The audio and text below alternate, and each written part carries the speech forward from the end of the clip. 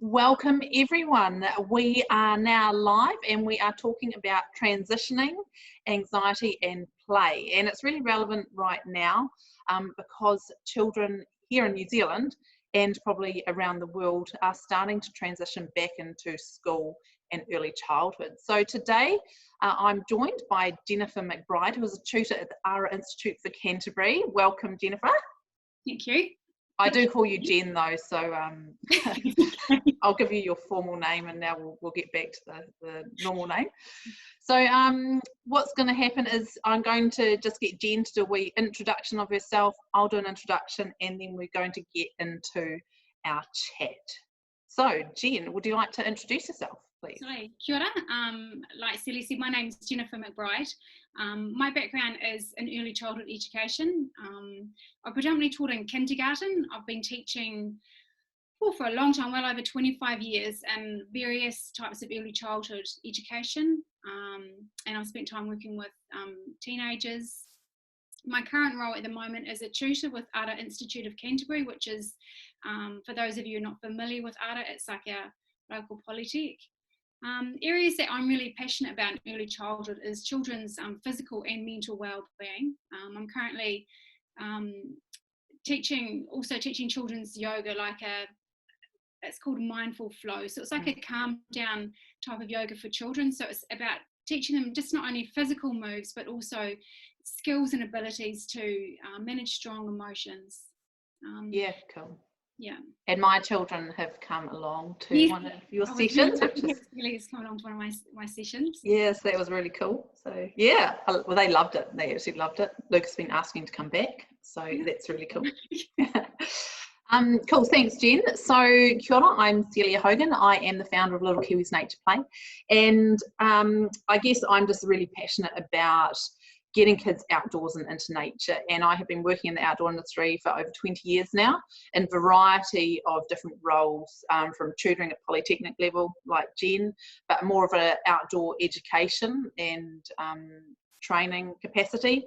I have worked with high school students, primary school students, and now a lot more early childhood education. So I've kind of seen the whole range, and that's been really valuable for what I'm doing now, which is mainly running professional development training for teachers to help them build their confidence when they are teaching and working with children in the outdoor classroom. Cool. So maybe in the chat room, if you're watching, please let us know if you are a parent or a teacher or both. You know, what capacity are you watching us now?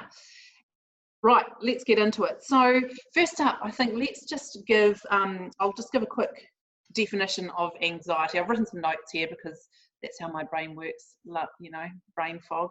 But I think giving a wee definition is quite an important part. So anxiety, you know, anxiety is our body's natural response to stress. And there is a bit of a continuum, you know, everybody has some level of anxiety. That is just normal when we are faced with some level of stress. That is how we respond. But there is a difference from just being a little bit worried and clinical anxiety. So today we are talking about anxiety as a general, and that there will be raised levels of anxiety for some children going back to this new routine. We are not teaching how to clinically diagnose. That is not our skill set. We're talking from an education capacity, and we're also going to look at play and how that supports anxious children. So there is always space for an expert to come into this. You know, if you're identifying a child who is highly anxious and you're needing support, that's when you're going to be talking to their whānau and having some expert support around that and advice. Is that clear? Do you want to add anything there, Jen? No, I think that makes sense. No. I think it's just really clear that we are coming from an education perspective, and like Celia said, you know, we don't have that clinical experience of diagnosing anxiety in children, but our combined experiences around, you know, some of the things that we can do to manage that anxious behaviour. Yeah, cool. And support teachers. Yeah, because it is going to be a little bit more, and I have already heard people talking about that either as a parent but also as teachers as well. So first up, what we're going to do is we are going to I've got a couple of questions here that I've sent through to Jen so that we can have a wee think about this. So children have been away from early childhood and school for approximately 7 weeks, give or take, depending on when you've removed your children from school or early childhood. So how and why could this transition back to early childhood and school cause some anxiety? So we're not talking about the symptoms yet, we're just going to go, why will this transition cause some children anxiety? Jen, do you want to kick us off? Yeah, so I think, for a lot of us, we've been at home, we've had our children at home for, 7-8 weeks. Some children have been at home longer. So children have got used to a different routine. We didn't get a whole lot of warning that actually one moment you're going to work as normal and the next moment that you're going to be at home for the next, at that stage, a minimum of 4 weeks. So children didn't have a lot of time to prepare, and parents didn't have a lot of time to prepare children from that time moving into lockdown. Moving out of lockdown, we've had a wee bit more time to talk with children about transitioning.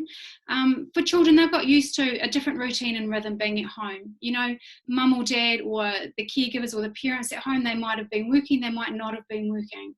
Most parents that I've talked to have been able to spend more time with their children at home because they will do pockets of work, have pockets of break, and I've been the same as well. So children get used to that different routine and rhythm. A lot of children that I've been talking with, they've really enjoyed being at home with their families. They've liked that. They all talk about that mum and dad have had more time for me, like playing games. The routines are different. They've been going for walks at night time. I know that's something that we started as a family, that you would not have got the 16-year-old out of the house before lockdown. So routines have been quite different. And for young children, like, you have to think about the children that had only just started school, children that had just started at a preschool. Okay, then the world's changed and I'm back at home. So moving from home where, we've got all our safety, and it's our, what's the word I'm looking for? It's our place where we feel safe, as children, and then we're having to go back into school. And it's not a normal routine that we're going back into with school or early childhood. It looks quite different to what our normal was before. And for children, it's really hard to picture what that normal looks like. Yeah, absolutely. And because school is a lot more structured in general, definitely compared to what most children have experienced at home, which you've hit on there. And I think, those changes coming back into the school or the early childhood environment, probably more the school environment, because I think early childhood's children are still, there is no such thing as social distancing, but they aren't worrying about social distancing. They're focusing on hygiene and stuff. It's just the adults are encouraged to socially distance, but that children are probably not going to notice a huge amount of change in that environment, just that they have gone back. So there's that transition of going back. And because children don't register so well on time frames, so the understanding of time frames, that's probably felt like an extremely long period of time for them. Then for school, it is different. There are definitely differences, and different schools are dealing with this differently as well. So that's going to impact on how children are feeling about that, and how much communication has gone to the family beforehand, and if families have been able to communicate that to the children. Because just remembering that with anxiety, if we can prepare children or let them know what's happening, that can really ease their anxiety levels as well. But if a child has been told, right, you're going back to school tomorrow, and they're like, what? That's probably going to increase anxiety levels. So it depends how families have approached that as well. Yeah. Cool. Right. Do you have anything else to add before we move on to some symptoms of anxiety? No, and we'll probably talk about this a little bit later on, but it's also around like children, also for parents working from home, going back into a workplace, or they may still be working at home. So again, that routine for children is different. Mum or dad still might be working at home while they're going off to school or early childhood, or all of a sudden, like in our house, we've all got to be up on time, lunch is made, out the door again, that routine getting back on the table. So yes. Yes. And like ideally we probably would have done this last week, but time just didn't work out But yeah, we are where we are, and we're doing what we're doing now. So hopefully it's still helpful and relevant. So we've got lots of people kind of commenting in the chat room. We've got education leaders, early childhood teachers, primary school teachers, stay-at-home parents, parents and teachers. So it's great to have both sides on this, because I think it's definitely important that we have, you know, whānau and teachers joining together to understand this going forward. And we're going to be talking about that a little bit later as well. So let's get into some symptoms of anxiety. And I guess we're talking about, you know, there's physical symptoms and emotional symptoms. And again, let's just acknowledge that everyone gets some level of anxiety, and it is going to display differently in everybody. The other key thing is for children, because they don't often have the verbal means of expressing what that is that's happening to them, it comes out in other ways. So that's the symptoms that we're going to be talking about now. So Jen, do you want to kick us off with some of those physical or emotional symptoms that we are likely to see? And we won't spend a huge amount of time on this, just because I know that people often know about this stuff, but we just will list them to give you a bit of context for our discussion. Yeah. One thing I want to say before I start talking about some of the types of anxiety that you might see in children is that these symptoms may or may not be apparent straight away. Okay, there's often what I call a honeymoon period, okay, of like 2 to 3 weeks, where, you know, some children are really excited to get back into their learning and their learning environments, whether that's early childhood or primary. Some are ambivalent and some don't want to go.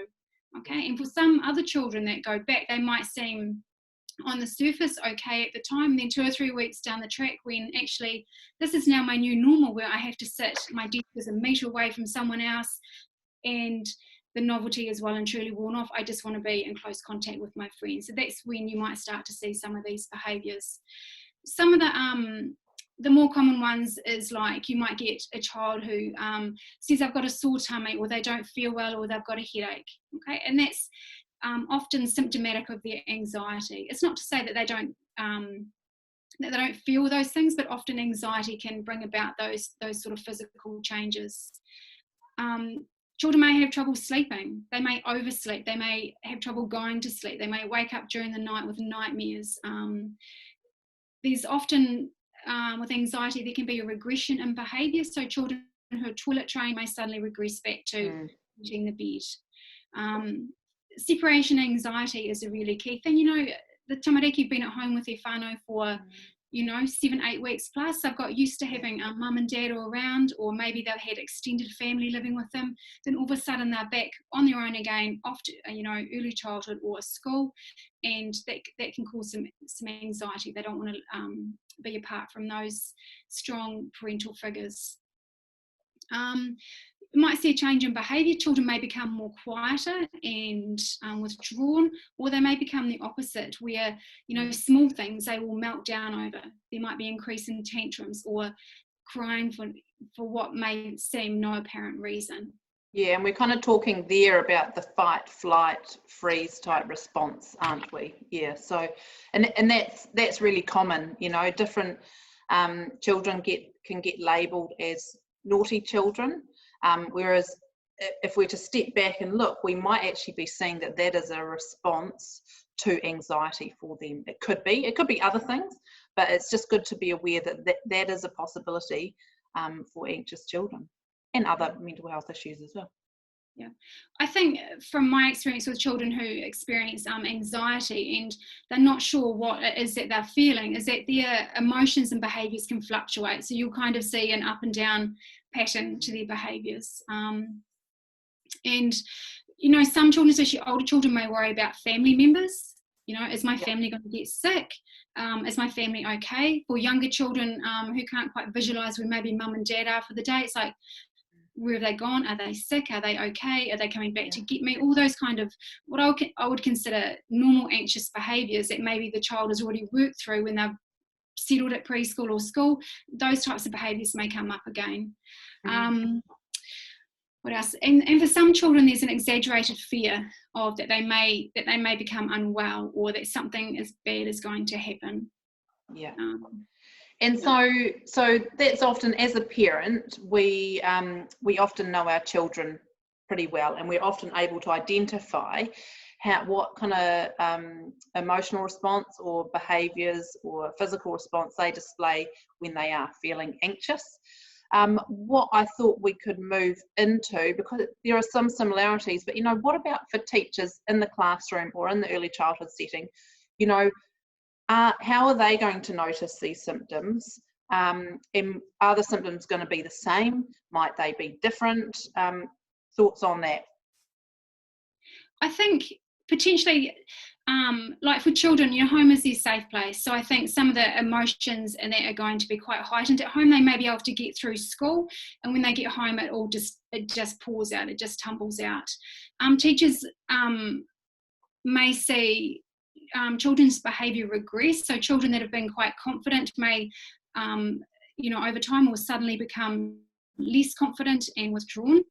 And that will be a reflective thing, won't it? So thinking back to pre-lockdown, what was that child's disposition? How were they normally? And if they're different now. So kind of thinking back with that, but also parent conversations as well. I think that's going to be really important for that side of things. And I know we're going to talk about relationships and that soon, but that's where, teachers, not like you're saying, Celia, like knowing the child, like what's normally characteristic for this child. Has something changed? The child who clearly was able to toilet themselves and now all of a sudden wants someone to take them to the toilet, or is soiling, and that's not a normal behaviour, that indicates that obviously, something is a bit out of place for that child. Even certain behaviours, children that become sort of quite extrovert sometimes in the classroom, they can become like quite loud and stuff, and that may again be out of character for them, or their anxiety is that they kind of sometimes hide that or mask that by their verbal, completely lost the word, but just through their verbal speaking behaviours. Yeah, so it's essentially for teachers, it's going to be some of that behavioural, you might see behavioural changes, and that could be through recognising those through comparing the child to previous, before the lockdown. It also could be communicating with the parents and just hearing that actually them saying my child is feeling anxious at the moment coming back to school, so that's that they display these kind of behaviours, or this is the symptom that they express. It might be through sickness, they might be getting sore tummy. I know my son gets a sore stomach when he's feeling anxious, so it's that kind of illness symptoms. The behaviours, it could be, like you said, the sleep is definitely something to watch out for. Lack of sleep can cause anxious behaviours or other mental health issues as well. And what else would we say? And just that aggression or withdrawal, that kind of opposing stuff. And it's the extreme of the behaviour, like the crying, and it's the level of behaviour as well as the frequency as well. Yes. So if it's a one-off, like that's normal. Most children will probably have a couple of good tantrums a week, young children. But if they're having 5, 10, 15 tantrums in a day, that would be expressing to us that there is something else going on here, and we would need to look into that. So the biggest challenge as well, I think, for teachers probably in a primary school setting, is if children going into different classes or moving around teachers, you might not notice in a day that there is a change within a child or for a different child. So again, it's regular communication with other teachers who you are working with, especially in an open plan type environment, just making sure you're keeping an eye. And I think, being able to stand back and observe is going to be really important, and we're going to actually touch on this in a couple of questions time. But let's move in to the role of the relationship. And, this is something that I talk about a lot in pretty much all the workshops that I do, that nothing else matters unless you've got a really good, strong connection and relationship. In early childhood, that's a really big focus, and like I see that done quite well in that space. When we move into primary school, it does become harder because you do have a lot more children but it still needs to be a priority. That is how children trust and start to feel comfortable in that space. And we know that if children are going to learn, they need to have all cylinders firing in their brain. They need to be feeling safe. If they don't feel safe, they aren't able to learn. And there's that classic analogy of if a tiger's running running behind you, you're not going to be able to learn anything. Your focus is to get out there. So if you're feeling anxious or nervous, it's kind of like that tiger's coming after you. You can't do anything else. So Jen, relationships. Talk to me about how we can support relationships in this transition. Like you say, Celia, relationships are key in any child's education. And, I teach in the early childhood program, and that's the very first thing we teach to our students is how do you build strong relationships with your tamariki, with the children and their parents. And it's equally important to build those relationships, obviously, with the parents as it is with the children. How do we get to know our children? We get to know them by getting to know the families and what they want for their children while they're in their time with you. So, relationships are huge. For you to know, like even during lockdown, is considering, what did lockdown look like for that child? Do you know the family well enough to know that actually that child would have been at home with mum, dad and two brothers and maybe an auntie and uncle? Do you know that actually mum's a single parent? There might be two dads, those really basic things. Yeah. If you know the families, you can have those conversations with the children too. And also with the relationships, you can say to a parent, hey, I've noticed that so-and-so, like if you're seeing some unusual behaviours or different behaviours from a child, you've got that relationship with the parent to go, have you noticed? And you're starting that two-way conversation around, how can we support this child in our education setting? Okay. Yeah, absolutely. And I think you've really hit on a point there, knowing what they did in lockdown as well, like what did the children get up to? Because that also moves into one of the other areas that we're going to talk about before we finish of, how can we help with that transition? And knowing what the children were doing and who they were with is really going to help kind of shape what that transition looks like, or, it should do. And children, and I think early childhood, like you're saying, Celia, are really good at doing this, is that they get to know their families so that they can have those conversations with the parents and to support the parents too, going, how are you guys doing? How was lockdown for you? Those sorts of things. And children need, they need to know that actually the adults in my world communicate.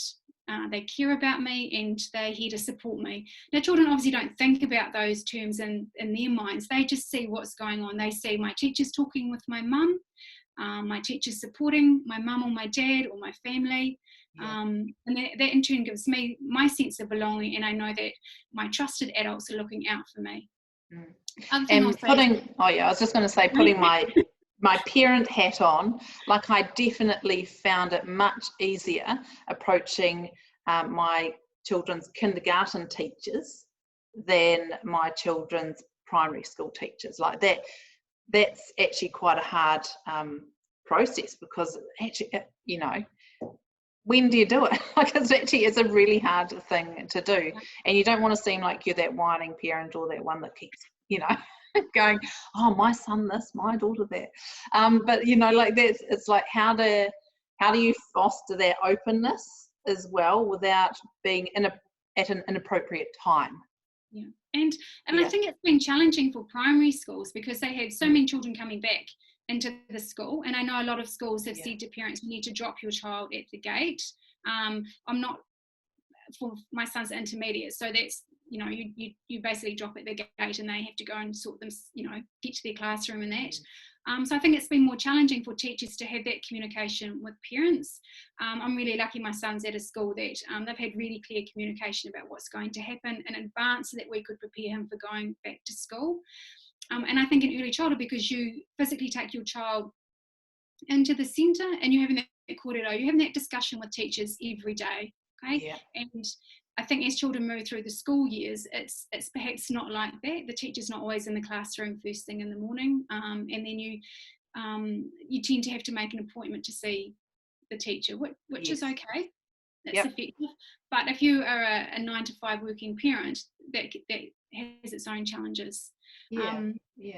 So maybe that's a good thing to think about, how at this time, in this post-lockdown level 2 status, how are we communicating with our whānau? And I know, like, even in an early childhood setting, there are still some kind of structured guidelines and handovers, and some are a bit more stringent than others.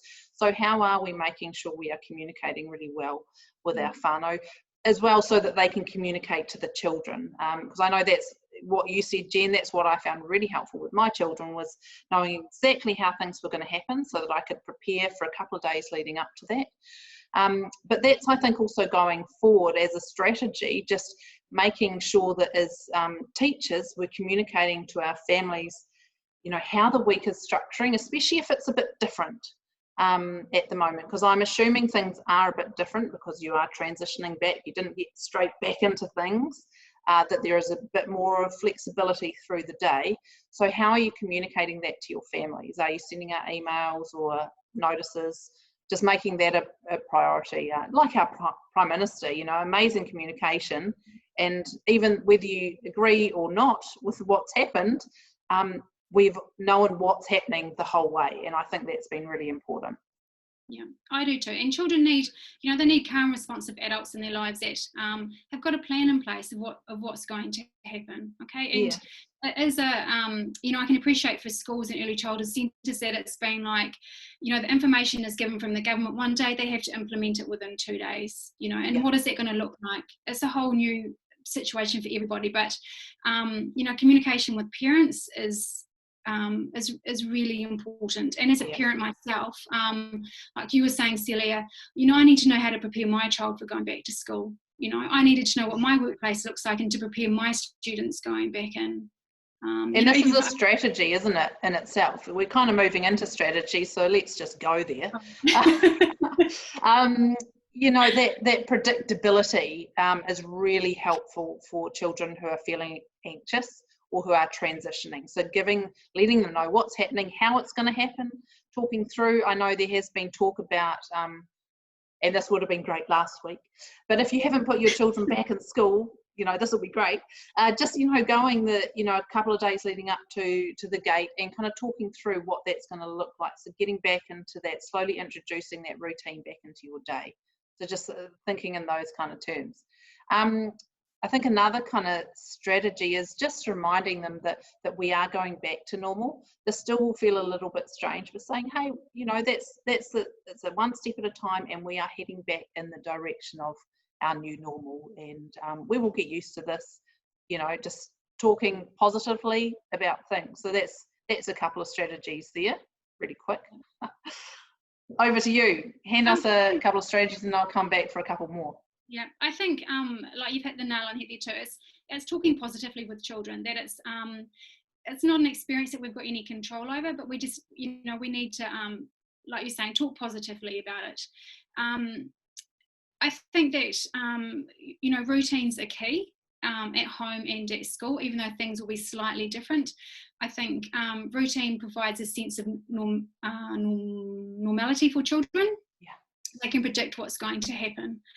I think one of the key things for me with children, especially in early childhood, is ensuring that there's pockets of calm in their day. And what I mean by that is that it's fairly busy in an early childhood centre. You know, there's routine things to do. Children have a fair amount of free play time. So they can be on the go. You know, if they're attending for a full day or even 6 hours, they can be on the go that whole time. So it's really important that as teachers, we structure some time into the day where they've got some quiet time, or spaces in the centre that are just for quiet time, that children can take themselves off to read a book, have some calm. Because children are really capable of being able to identify that is a need, and it can be really challenging for them if there isn't some space for that. So I really like that as a kind of key strategy, making sure you have those spaces available for those children. And if you are seeing a child who is looking like their behaviours are changing, maybe that's something that you could offer for them as a way of kind of taking a proactive step for that. Another strategy that I found really helps is and it takes a wee while for children to learn these skills, is like breathing techniques or some mindfulness stuff. So getting them to recognize that when they're feeling, anxious or angry, they can, simple things like feeling their heartbeat. My heart's beating really fast.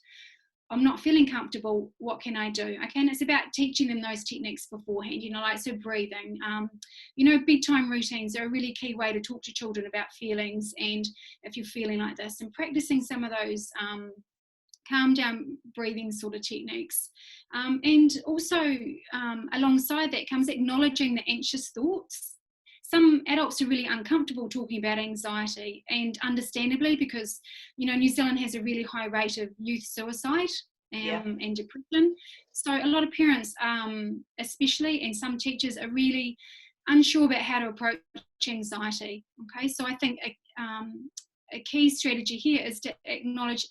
You might be, just saying to children, maybe you're feeling a wee bit anxious about that, and use the word anxious, and then getting children to explain what it is that they may be, especially for older children, what it is that they're thinking about in their head. They could say, I'm worried about, and then you can talk through, well, how can we manage that?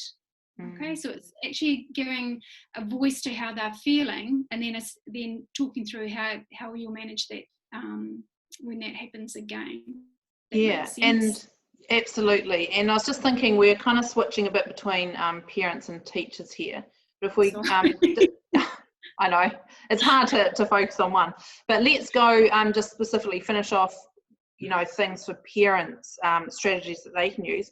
One thing I really wanted to say was don't overschedule in this time. And I know we have a lot of kind of after school activities. Not that many are running, but they're going to start getting up and running. But it's just recognising that children had a lot more playtime than they have probably ever had for a very long time. They've had a lot of play. And so going straight into a really, structured school day and a structured after school activities, that could bring on some anxiety.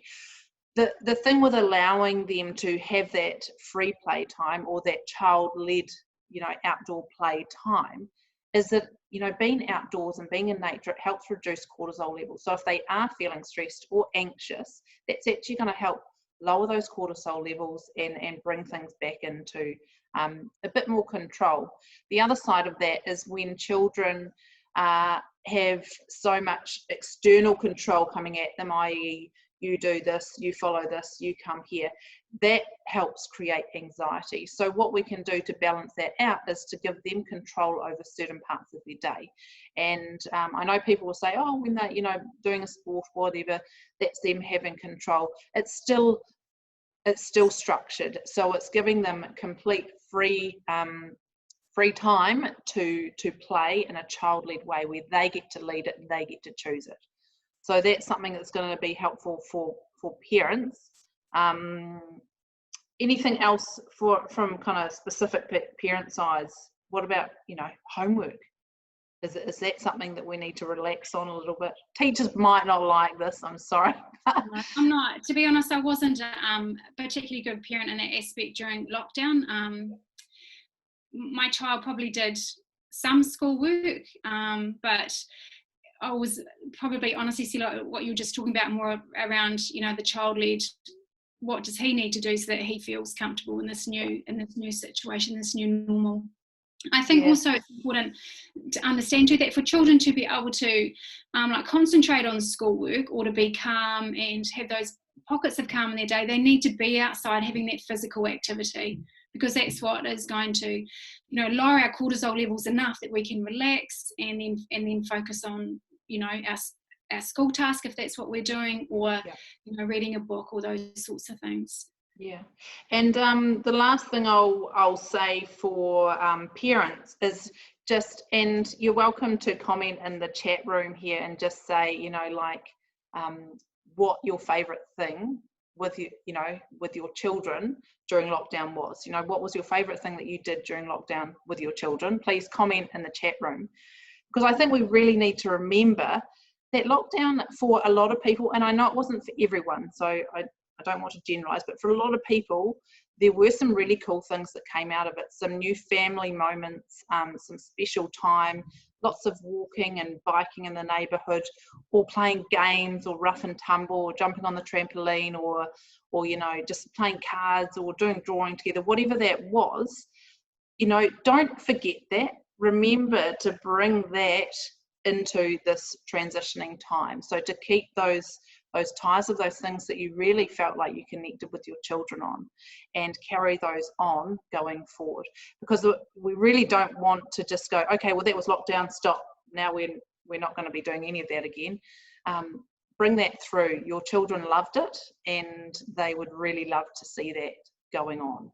And you know, that connection time, that's really important. As Jen was saying, that's safety. So that's really going to help with them feeling safe, and that lowers cortisol levels as well. So keep that up. Cool. Right, shall we move into what about teachers, strategies for teachers? And I guess, you know, I will start on how are you linking lockdown into your classroom now? And, you know, the reason I say that is because they had to spend a huge period of time in lockdown. If you don't know what your children were doing, and you just suddenly started school back exactly how it was, that's quite a sharp, abrupt transition. And we had that leading into our lockdown.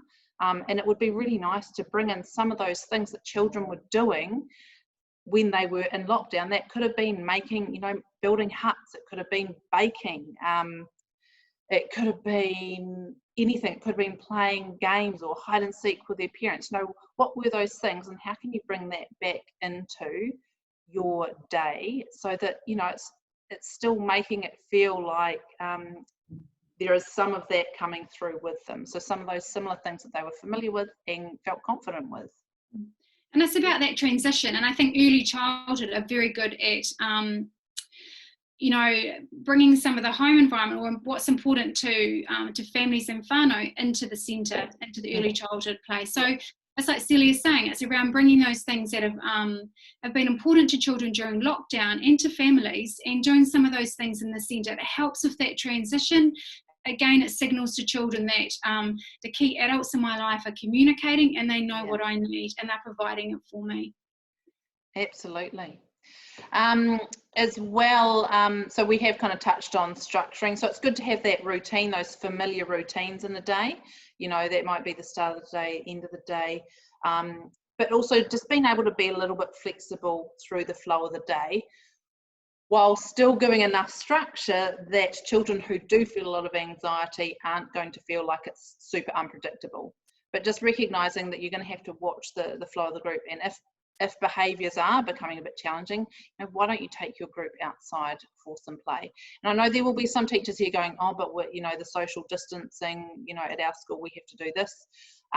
There are ways around that, or you know, there are things that you can do, and that children can play, especially if they're a bit older. They will be able to play and still respect those boundaries that are set for your school.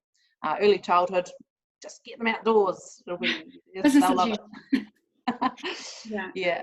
And that can, with that kind of routine and flow, maybe, you know, just making sure you're making some time at the start of each day to just say how that day is kind of going to pan out, and that's going to help children, especially if they've arrived feeling anxious. That could be just enough to calm them down a little bit. Cool. And also, just finishing up there, what you've been talking about, Celia, is that as a teacher, if you step back and observe children at play, that will tell you a lot about what's going on for them. Okay, like what the types of things that they are instigating in their play, the type of play that they're choosing to participate in. It will tell you a lot about that child, and you know, where they're at mentally as well as physically, but also especially mentally. Like, what are they participating in? A type of role play? Are they choosing to play alone? Are they choosing aggressive play? Are they choosing really physically active play? Like, what you know, what sort of play they're engaging in? And observation is key at this time too, with observing children around anxious behaviour. Yeah, and it gives you a different perspective when you can observe that play, and that's something to carry through, isn't it? Like, that's not just something for post-lockdown.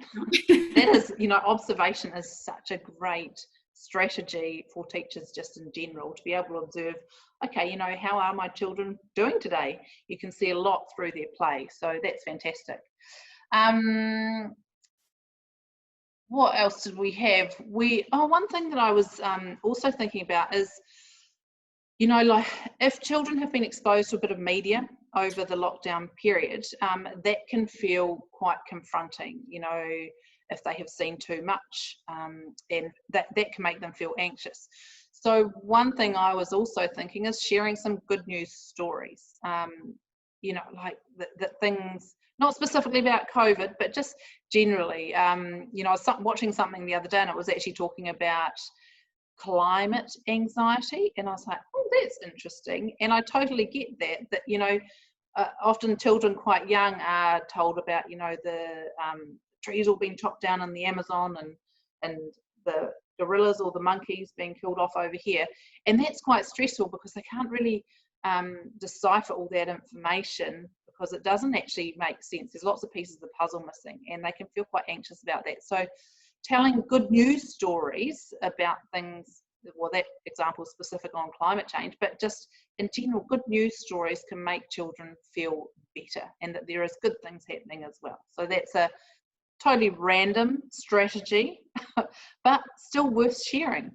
Yeah, and again, it's that you know, talking positively with children. It's around yeah, it's around having conversations with children that have a positive and light note. It's not all doom and gloom kind of thing, because children will come up with doom and gloom scenarios, and it's our job as adults to be you know, to be calm and, you know, to guide them through whatever's going on in their minds, and to be positive with that.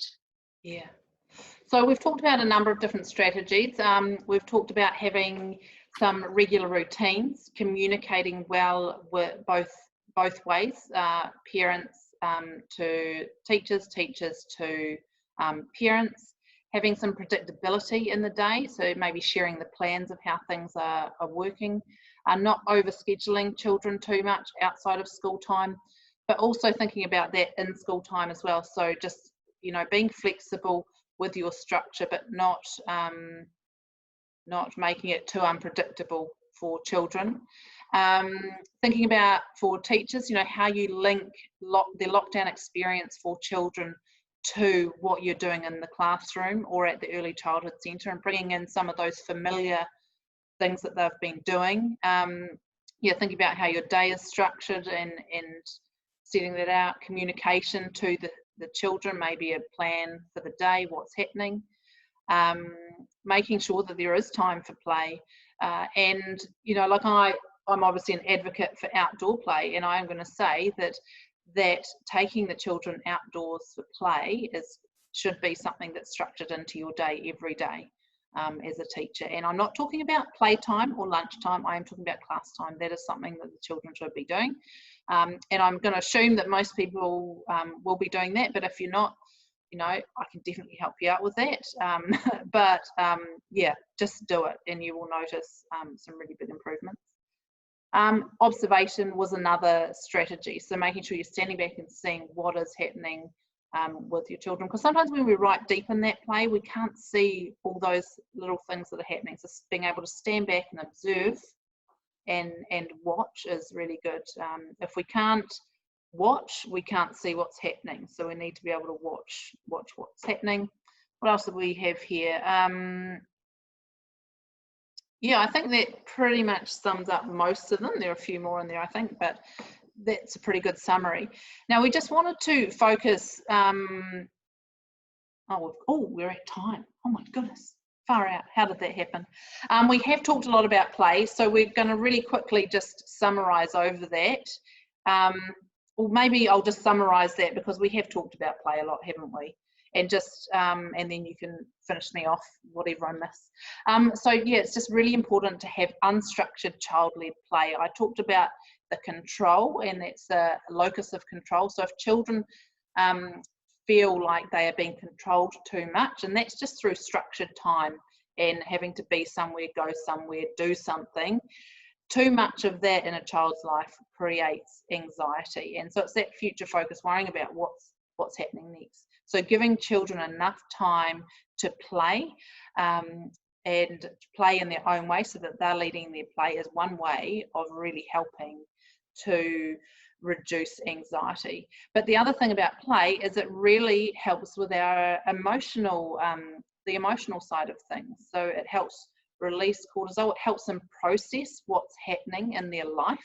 And some of those emotions are able to come out through that play. So they can kind of just work things through in their play. It's also, you know, nature in general is a fantastic way of calming children. So if things are getting a bit chaotic, whether that's at home or in the classroom, taking them outside, you know, listening, having the birds and the trees and the natural sounds are just naturally calming and do reduce those stress levels as well. The other great thing about outdoor play is the resilience. And maybe, do you want to talk a little bit about resilience so I don't take off over this whole section, because I know that that's another favourite area of yours, you know, resilience. It builds resilience in children. It is, and we've talked a lot about anxiety, okay, so this is a prime opportunity for children to develop some skills around resiliency. That yes, it's been a challenging time, yes, they may have some anxiety about what they're feeling about, you know, they're not sure what's happening or what the future's going to look like, but this is where we have the opportunity as parents and teachers, especially teachers, to teach children some resiliency skills about that. Yep, you might be feeling uncomfortable, but here's some strategies that you can use to help you through this time, okay? Yeah. Then those strategies become part of their, what I call their backpack of life. And they can use those strategies again when they, you know, because they will come up against things that are going to challenge them, you know, physically and mentally again in the future. But, you know, each time they manage these things with a good set of tools out of their backpack, they're going to get through fine in life. Yeah. Okay, so I think that's, Yeah, cool. Hey, fantastic. Right, I'm just going to share a couple of things from the chat room, and then we're going to finish up with one tip. You'll have 30 seconds or maximum.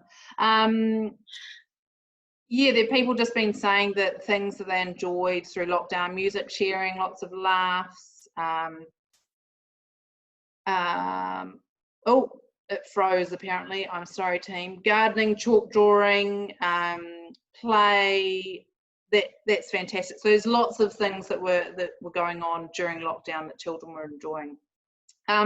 So we've covered quite a lot tonight. Hopefully you've pulled some fantastic strategies. We're going to finish on one top tip from us each. So Jen, hit me with your top tip. We'll have to keep it quick, sorry. I will be quick. Is the role that adults play. Okay, children need calm, consistent adults in their lives, and whether you're a parent or a teacher or both, that's what children need. They need to have calm, consistent adults that can provide the right environment for them. So as an adult, you're the key person. It's all up to you. Brilliant. And I'm just going to emphasize, my key point is always take them outside, let them play. It's going to be amazing for them, for their transition. Just remembering that a lot of children have been spending a lot more time playing. And so that's going to be part of something they're comfortable with, familiar with, normal to them. Get them outside and play. And if you are feeling uncomfortable with that, you know, there's lots of workshops that go on and online things at the moment. Obviously I do that, but there's lots of others around the country as well. So just make sure you get onto something if you're feeling a bit nervous or not sure. We've also got the Nature Educators NZ Facebook group. It's a private educators Facebook page. So you're welcome to join that and ask questions there. Okay, how do I do this? Hey, awesome, thanks so much. In the chat room, just let us know what you thought. Was this helpful? Have you got some new strategies? Has it helped you just kind of clarify things or be able to identify what you're noticing in your child or in the students in your classroom or the children in your centre? Is it helpful? Let us know what you thought in the comments. That would be great. And lastly, before we go, we have in the post, you will see that there's a link to Jen's yoga studio where she does her mindfulness with children. So check that out. When's that going to be kicking off again, Jen? At the moment, we're probably looking at the start of term 3. I'm going to be putting some things up on the Move Well page around some simple breathing activities that you can do with children. That literally take 5 minutes, and I'll talk you through the process. And again, it's just around practicing those skills and a few more coping techniques for children's for their resiliency backpacks. Yeah, and it's definitely be commented on here in the chat, as we will be putting tools in our backpacks. So thank you very much. That's awesome. Hey, cool. So thanks, Jen, for joining me. It's been fantastic having you on. And I know we could have talked a lot longer. I felt like we've whizzed through stuff, but you know, we do want to try and keep to time if we can. And thank you for inviting me. You're welcome. You're welcome. And next week we're going to try and do, I've got a couple of other people, and we're going to talk a little bit about play through winter.